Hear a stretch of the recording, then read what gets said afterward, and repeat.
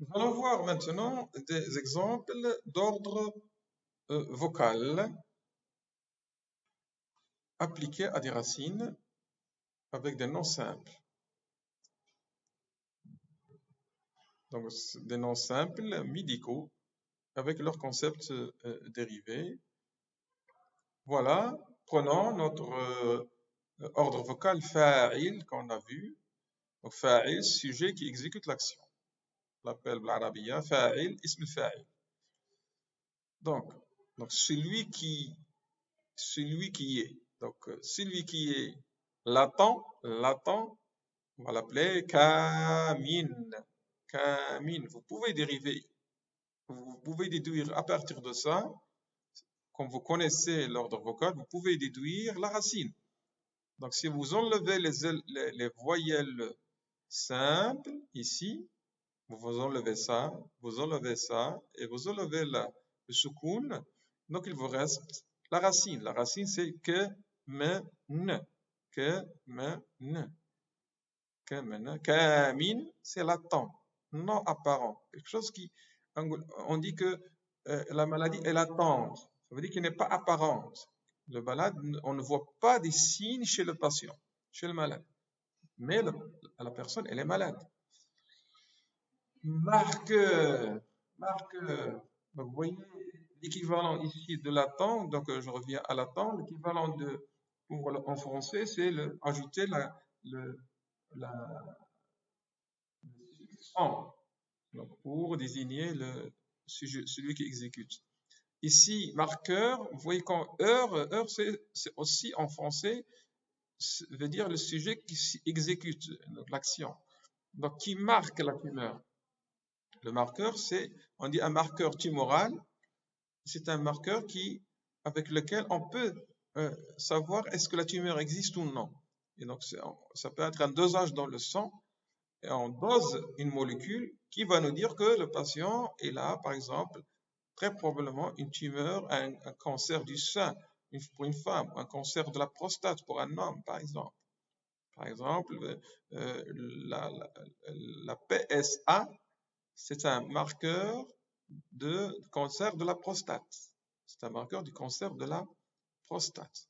Donc, en arabe, on va utiliser la racine wa, sa, was, sa et m. Donc, 3 lettres, c'est 3 consonnes. Et on va appliquer l'ordre vocal. Et vocal fa'il, ça devient wasim. Wasim. Donc, wasim, c'est le marqueur. Récidivant. Vous voyez, on a vu dans les suffixes que on veut dire sujet qui exécute la récidive ici. Donc, c'est quoi un récidivant? Quelque chose qui disparaît puis revient. Donc, une maladie récidivante, c'est une maladie qui disparaît puis qui revient. D'accord? Donc, en arabe, on va utiliser la racine raja'a. Raja'a, c'est consonne-là, en concept de base, le retour, quelque chose qui revient. Et donc, on va utiliser raji pour désigner celui qui revient.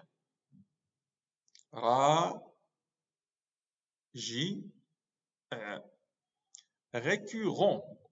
On a vu aussi que le suffixe en veut dire celui qui revient.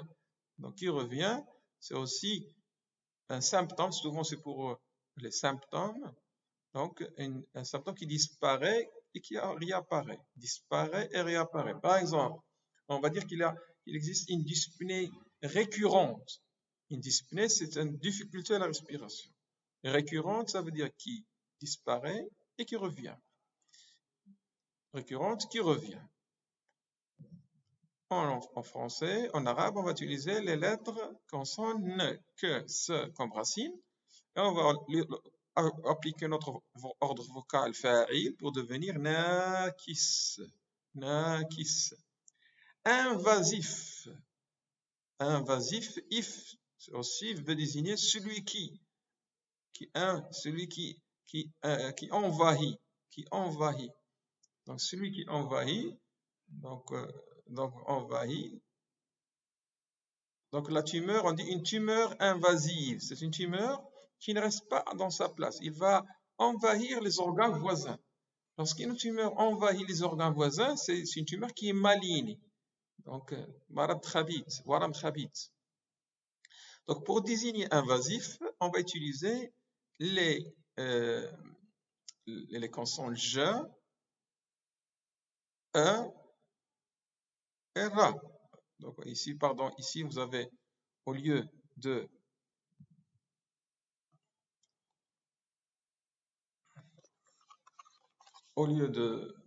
donc pour désigner A, il faut utiliser le rang en. C'est ce qu'on a utilisé pour désigner la hamza.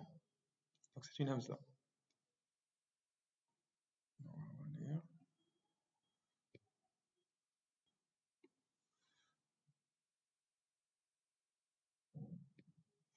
Voilà, on désigne. Donc ça fait pas O, c'est A, donc la hamza. Donc jair, jair.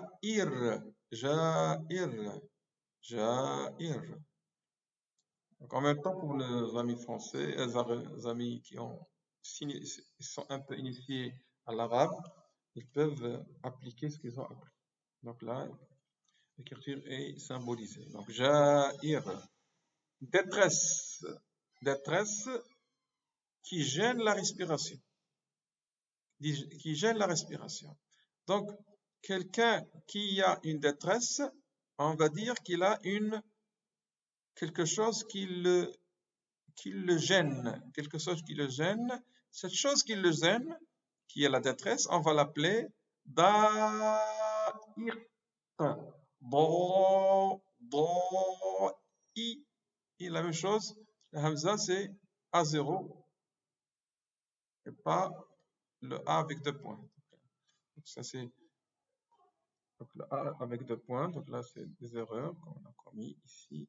Donc je les corrige ici. La même chose. Non, c'est pas ici. C'est juste ces deux lettres. Je reprends. Donc voilà. Celle-ci, c'est un hamza. Et celle-ci, c'est aussi un hamza. Et pas cette lettre-là que vous allez voir. On va voir que c'est pas la hamza. C'est donc là, ici, ça, tout ça, c'est la hamza. Voilà. La hamza, on la dit par A avec un rang après. Donc c'est ce qu'on a convenu d'utiliser, et pas le A avec deux points. A avec deux points en haut fait allusion à la A, à la lettre A, et pas à la lettre A. Revenons donc. Donc, da'iq. Et on peut utiliser le féminin pour désigner le féminin. Et donc, si vous voulez ajouter du féminin, rendre ça féminin, il suffit d'ajouter le ta marbouta. T marbouta. Pour les gens, donc T marbouta, c'est quoi? C'est ce petit rang avec deux points en haut. T marbouta. Et lorsqu'on s'arrête sur ce T marbouta, on va dire da'iqah. Da'iqah. On va le prononcer à l'arrêt. Da'iqah. Da'iqah. D'accord? Donc, passons à pandémie. Ici, on a utilisé un préfixe qui est pon. Pon. Et on a vu que pon veut dire total, totalité, la totalité. Pandémie. Donc, pandémie qui envahit. Donc, qui envahit globalement le monde, ou tout le monde. Donc, vous connaissez la pandémie. Donc, la pandémie Covid-19, c'est une pandémie.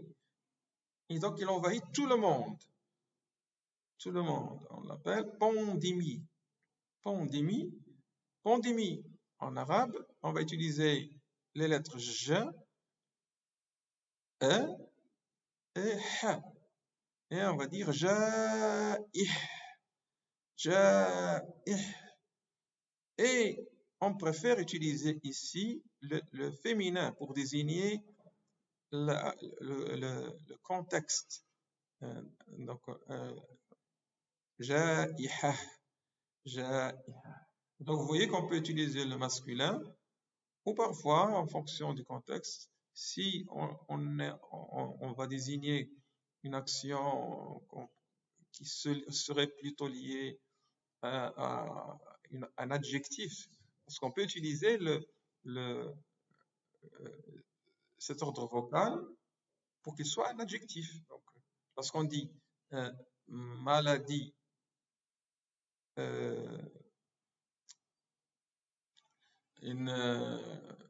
par exemple pour récurrent, on a dit récurrent, symptôme récurrent. Le symptôme, c'est masculin. Donc, on va le garder nakis. On ne va pas le rendre féminin. Mais si on dit maladie récurrente, ça veut dire que c'est une maladie. Maradon nakis en arabe, c'est toujours masculin. Donc, on ne va pas changer. Hein? Mais c'est possible que ce soit, par exemple, on dit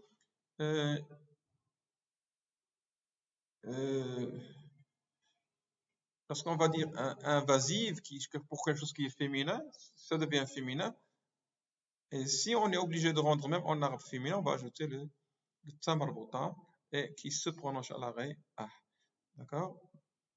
Donc, rappelez-vous surtout du masculin et que pour le féminin, on ajoute ça.